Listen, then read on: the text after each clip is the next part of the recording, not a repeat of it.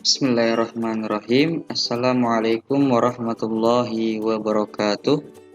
Alhamdulillahirabbil alamin wa bihi nasta'in wa ala umurid dunya waddin. Wassalatu wassalamu ala asyrafil anbiya'i wal mursalin wa ala alihi wa sahbihi ajma'in, amma ba'du.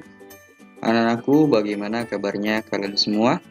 Semoga kita senantiasa dalam lindungan Allah Subhanahu wa taala. Amin amin ya rabbal alamin. Anak-anak, hari ini kita berkesempatan untuk belajar online ya, karena ada beberapa hal yang perlu dibahas dan yang perlu orang tua kalian ketahui. Baik, langsung saja. Silakan dibuka buku petiknya yang 4A, jilid 4A. Ya, silakan dibuka halaman 7 sampai 9.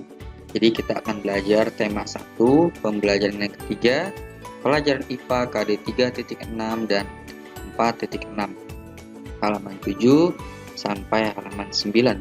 Sebelum kita belajar, alangkah baiknya kita membaca doa dulu. Semoga apa-apa yang kita pelajari hari ini diberikan kemudahan, diberikan kelancaran, dan diberikan ilmu yang bermanfaat. Ila hadratin Nabil Mustafa Muhammadin sallallahu alaihi wasallam. Al-Fatihah. A'udzu billahi minasyaitonir rajim. Bismillahirrahmanirrahim. Alhamdulillahirabbil alamin, arrahmanir rahim, maliki yaumiddin. Iyyaka na'budu wa iyyaka nasta'in. Ihdinas siratal mustaqim. Shiratal ladzina an'amta 'alaihim ghairil maghdubi 'alaihim waladdallin. Amin. Baik anak-anakku, silakan disimak video pembelajaran berikut ini. Adapun materi kita kali ini tentang sifat-sifat bunyi. Bunyi atau disebut juga dengan suara adalah gelombang bunyi yang merambat melalui zat perantara. Ya, bunyi atau disebut juga dengan suara adalah gelombang bunyi yang merambat melalui zat perantara. Adapun bunyi dapat merambat pada zat padat, zat cair, dan gas. Bunyi terjadi karena adanya benda yang bergetar. Semua benda yang mengeluarkan bunyi disebut sumber bunyi. Adapun manusia dapat mendengar bunyi audiosonik atau frekuensi 20-20.000 Hz. Bunyi infrasonik atau frekuensinya kurang dari 20 Hz dapat didengar oleh hewan tertentu seperti jangkrik dan kelelawar. Adapun bunyi ultrasonik atau frekuensi lebih dari 20.000 Hz dapat didengar oleh hewan seperti lumba-lumba. Ya, jadi sifat-sifat bunyi ini sebagaimana pengertiannya, bunyi atau disebut dengan suara. Ya, bunyi atau suara itu adalah gelombang bunyi yang merambat melalui zat perantara. Nah, zat perantaranya itu apa? Yaitu zat padat, zat cair, dan zat gas. Dan pastinya bunyi itu terjadi karena adanya sebuah getaran, ya. Semua benda yang mengeluarkan bunyi itu disebut sumber bunyi. Sampai sini bisa dipahami? Kemudian, ayo berlatih. Kita langsung masuk kepada latihan 1. Apa yang dimaksud dengan bunyi? Nah, tadi sudah saya jelaskan apa itu bunyi. Kemudian 2. Tuliskan jenis-jenis perambatan bunyi. Itu juga sudah saya jelaskan. Jenis-jenisnya ada 3. 1 apa? 2 apa? Dan 3-nya apa tadi ya? Yang ketiga, mengapa kita dapat mendengar petikan jari serta tepukan tangan saat melakukan percobaan? Nah, itu ada di halaman sebelumnya tadi. Ya, di sini. Karena, nah itu kamu cari di sini ya.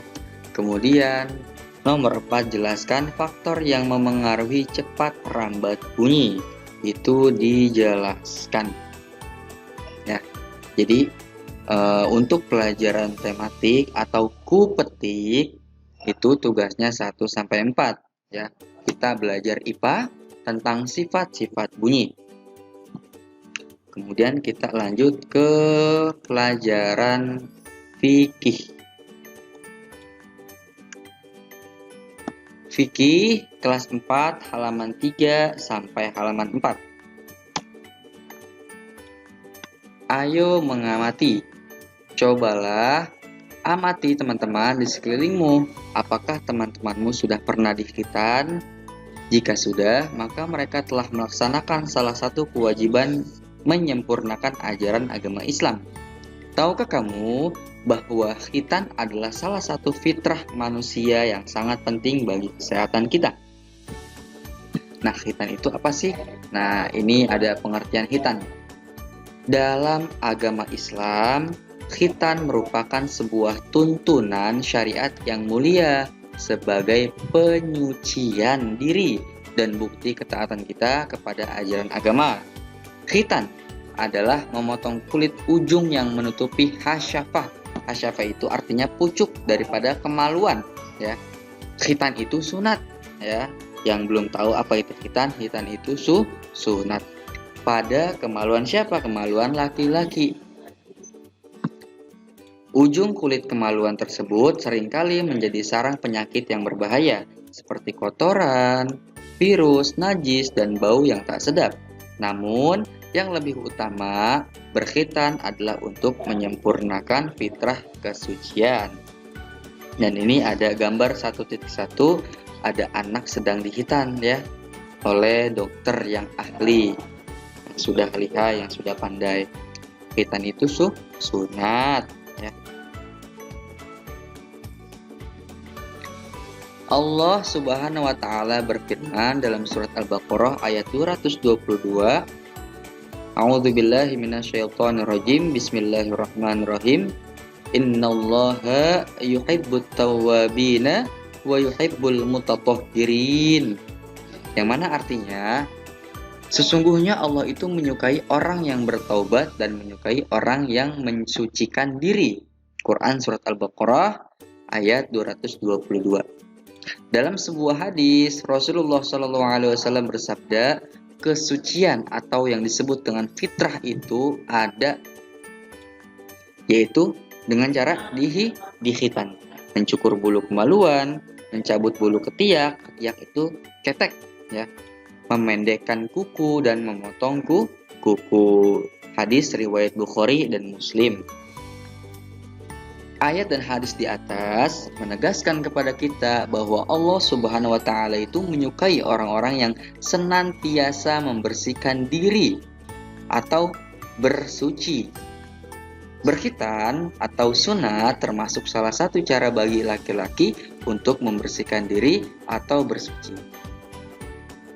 Ayo mengingat, khitan adalah memotong kulit ujung yang menutupi hasyafah atau pucuk daripada kemaluan. Pada kemaluan laki-laki ini perlu diingat. Kemudian ada tugas. Ayo berlatih. 1. Apa pengertian khitan? Tadi sudah saya jelaskan apa itu khitan. Kemudian yang kedua, tuliskan dalil bahwa Allah Subhanahu wa taala menyukai orang bersih dan suci. Kalau disuruh menuliskan dalil, berarti dalilnya kamu tulis. Tadi dalilnya tentang apa? Tentang menyukai, bahwa Allah itu menyukai orang bersih dan yang bersuci. Berarti ada di halaman 4 yang paling atas ini. Allah Subhanahu wa taala berfirman dalam surat Al-Baqarah ayat 222, Innallaha yuhibbut tawwabina wa yuhibbul mutatahhirin. Ini kamu tulis beserta dengan artinya. Nomor 3, siapakah manusia pertama yang melakukan khitan? Siapa yang manusia pertama yang melakukan khitan? Yang nomor 4, pada usia berapakah Nabi Ishak alaihissalam dikhitan? Yang nomor 5, Nabi Ismail alaihissalam adalah putra dari Nabi. Nah, Nabi Ismail alaihissalam putra dari siapa? Ya. Nah, anak-anakku, inilah tugasnya. Tadi kita sudah belajar tematik atau kupetik, pelajaran IPA tentang sifat-sifat bunyi, dan sekarang kita sudah belajar fikih tentang khitan atau biasa kita sebut sunat ya. Dan siapa nih yang udah sunat di antara kalian ya, khususnya laki-laki? Siapa ya? Nanti akan saya tanya di pertemuan yang akan datang. Baik, anak-anakku sekalian, kurang dan lebihnya saya mohon maaf. Wallahu muwaffiq ila aqwamit thoriq. Wassalamualaikum warahmatullahi wabarakatuh.